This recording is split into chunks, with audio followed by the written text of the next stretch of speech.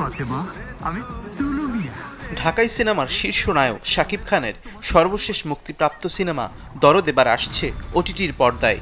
OTT platform আইস্ক্রিনে সিনেমাটি আজ মুক্তি পাবে বলে জানা গেছে। সিনেমায় শাকিব খানের বিপরীতে আছেন ভারতীয় অভিনেত্রী সোনাল চৌহান।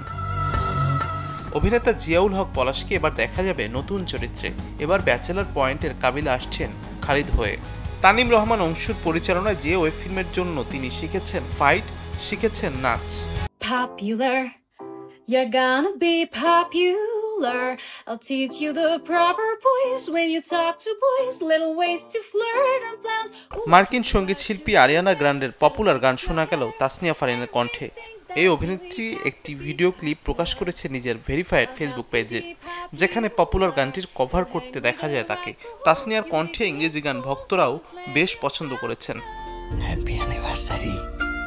শঙ্খ দাশগুপ্ত পরিচালিত মেহজাবিন চৌধুরী অভিনীত প্রথম সিনেমা প্রিয় মালতী গত বছর প্রেক্ষাগৃহে মুক্তির পর দর্শক সমালোচকের প্রশংসা কুড়ায়। এবার ঢাকা চলচ্চিত্র উৎসবে প্রদর্শিত হবে সিনেমাটি।